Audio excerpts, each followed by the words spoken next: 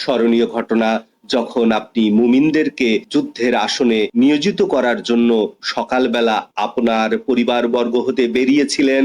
আল্লাহ তাআলা সর্বশ্রোতা, সর্বজ্ঞ।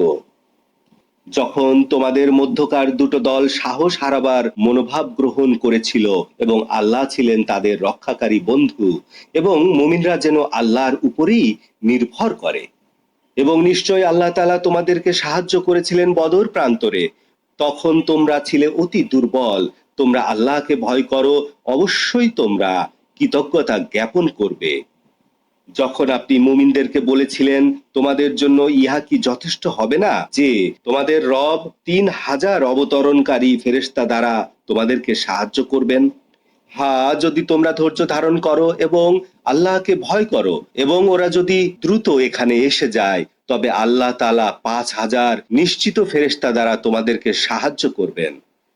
নিশ্চয়ই ফেরেশতা অবতরণ আল্লাহর পক্ষ হতে তোমাদের জন্য একটা সুসংবাদ এবং মনের প্রশান্তি। নিশ্চয়ই সাহায্য আল্লাহর পক্ষ থেকেই হয়ে থাকে, যিনি পরাক্রমশালী এবং কৌশলী। বদর যুদ্ধের উদ্দেশ্য ছিল কাফিরদের একটা অংশকে ধ্বংস করে দেয়া অথবা তাদেরকে দমন করে দেয়া, যাতে করে তারা নিরাশ হয়ে ফিরে যায়। আদেশের ক্ষেত্রে আপনার কোনো এখতিয়ার নেই। আল্লাহ ইচ্ছা করলে তাদের তওবা কবুল করতে পারেন, ইচ্ছা করলে শাস্তিও দিতে পারেন, কেননা তারা তো জালিম। আকাশ পৃথিবীর সীমানার মধ্যে যা কিছু আছে, সব কিছুর মালিক আল্লাহ তাআলা। তিনি যাকে ইচ্ছা ক্ষমা করেন, যাকে ইচ্ছা শাস্তি প্রদান করেন। আল্লাহ তাআলা ক্ষমাশীল, দয়ালু। হে বিশ্বাসীরা, তোমরা চক্রবৃদ্ধি হারে সুদ খেও না। তোমরা আল্লাহকে ভয় করো, তাহলেই তোমরা জয়যুক্ত হতে পারবে। ওই আগুন থেকে সাবধান হও, যা অবিশ্বাসীদের জন্য প্রস্তুত রাখা হয়েছে। আল্লাহ এবং তার রাসূলের আনুগত্য করো, অবশ্যই তোমরা আল্লাহর রহমত লাভ করবে।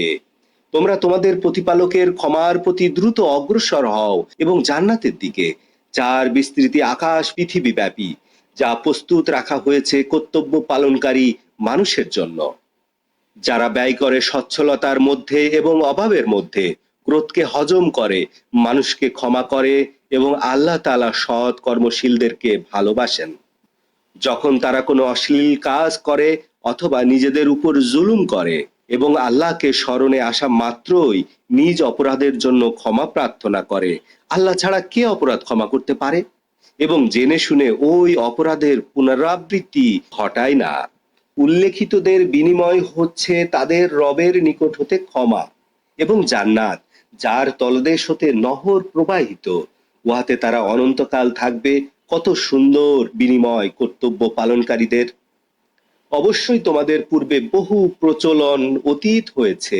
তোমরা পৃথিবীতে ঘুরে দেখো, তোমরা অনুধাবন করো সত্যত্যাগীদের পরিণাম কি হয়েছিল। এসব কিছু হচ্ছে মানুষের জন্য একটা বর্ণনা এবং সরল পথ এবং কর্তব্য পালনকারীদের জন্য নসিহত।